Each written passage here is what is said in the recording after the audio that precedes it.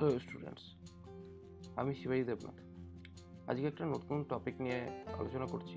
সেই টপিকটা বেসিক্যালি একটা ফাংশন বেসিস অ্যাজাক্স প্রজেক্ট, যেটা অ্যাজাক্স ফাংশন আমরা ইউজ করে থাকি। অনেকেই অ্যাজাক্স ফাংশন ইউজ করেছে হয়তো। তো অ্যাজাক্স ফাংশনটা কীভাবে কাজ করে এবং তার সেই ফাংশনটাকে কীভাবে লিখতে হয় সেই ব্যাপারটা আমরা আজকে দেখব। তো বেসিক্যালি আমি এখানে একটা প্রজেক্ট বানানোর জন্য অ্যাজাক্স ফাংশন ক্রিয়েট করার জন্য অ্যাজাক্স ফাংশন কীভাবে কাজ করে সেটার ব্যাপারে একটু বলে দিই।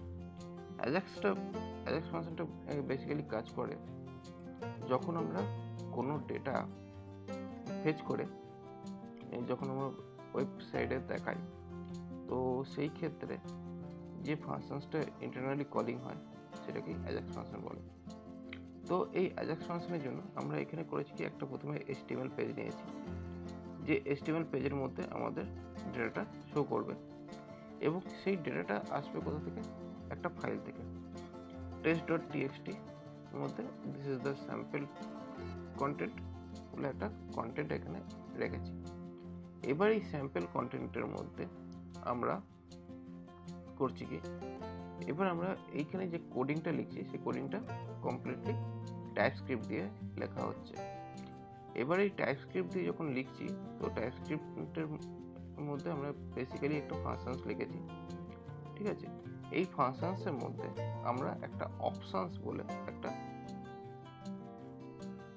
অবজেক্ট ক্রিয়েট করেছি এবং সেই অপশনসের মধ্যে কি হচ্ছে, ইউআরএল পাঠানো হয়েছে আর মেথডস পাঠানো হয়েছে। এই ইউআরএল আর মেথড পরে আমরা একটা কলব্যাক বলে এনি টাইপের একটা প্যারামিটার পাঠিয়েছি। প্রথমত আমাদের এখানে XML HTTP রিকোয়েস্ট, এটা অনলি ফর ব্রাউজার অবজেক্ট, যে কারণে এই পার্টটা ব্রাউজারেই এক্সিকিউট করবে। তো ব্রাউজারের অবজেক্টকে আমরা একটা অ্যাকচুয়ালি ব্রাউজারের ক্লাস, এটা ব্রাউজারের ক্লাসকে আমরা ইনিশিয়ালাইজ করলাম লেট HTTP দিয়ে। এবার HTTP dot on state ready on registered change বলে ফাংশনটা দিয়ে আমরা এখানে ফাংশন একটা এক্সপ্রেশন টাইপ ফাংশন আমরা ক্রিয়েট করেছি। সেই এক্সপ্রেশন টাইপ ফাংশনটাকে নিয়ে আমরা if this dot ready state বলে এইখানে আমরা মানে রেডি স্টেট 4 মানে ব্যাপারটা হচ্ছে যখন কিনা অলরেডি আমাদের ডেটাটা পাওয়া যাবে সেই সময় এই ফাংশনটা মানে এখানে একটা ফাংশন এক্সিকিউট হবে। তো রেডি স্টেট 4 মানে যখন কিনা অলরেডি কমপ্লিটলি রেডি হয়ে গেছে এবং স্ট্যাটাস 200 মানে হচ্ছে যখন কিনা সাইটটা অলরেডি লাইভ থাকছে, মানে যখন অলরেডি ডেটাটা ব্রাউজার সার্ভার থেকে পাওয়া যাবে, সেই সময় একটা ফাংশন ক্রিয়েট করা হচ্ছে, যে ফাংশনটা হচ্ছে কলব্যাক ফাংশন। মানে এটা একটা ফাংশন হিসেবেই আসবে, যেটার মধ্যে একটা প্যারামিটার আমরা পাস করে দিচ্ছি।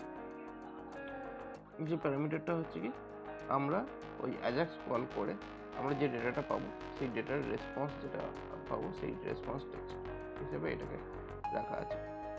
এবার এই রেসপন্স টেক্সট যখন আসলো, এই রেসপন্সের পর এখানে আমরা কি করতে পারি, যে রেসপন্সটা আমরা পেলাম, রেসপন্সটাকে আমরা রেসপন্সটাকে আসবে, বাট কোডিংটাকে কমপ্লিট করতে হবে। কোডিংটাকে কমপ্লিট করার জন্য HTTP ওপেন এর মধ্যে আমরা পোস্ট এবং গেট বোথ মেথড আমরা এখানে দিতে পারি। তো বাই ডিফল্ট মেথড আমরা যেটা ইউজ করবো সেটা হচ্ছে গেট মেথড। তো সেই কারণে এখানে অপশনস ডট মেথড যেটাকে অপশনাল করে দেওয়া হয়েছে এবং এখানে কি আছে, অপশনস ডট ইউআরএল যেটা মাস্ট বি ইম্পর্টেন্ট, মানে ইউআরএলটা অবশ্যই দরকার, তাহলে কি ইউআরএলটা না পেলে পরে কোনোভাবেই ডেটাটাকে অ্যাক্সেস করতে পারবে। আর তারপর হচ্ছে অ্যাসিং মোড ট্রু করে দেওয়া হয়েছে, যাতে কিনা ডেটাটা যখন আসবে মানে তখনই ডেটাটাকে তুলে নেবে, এই হিসাবে অ্যাসিং মোড ট্রু করা হবে।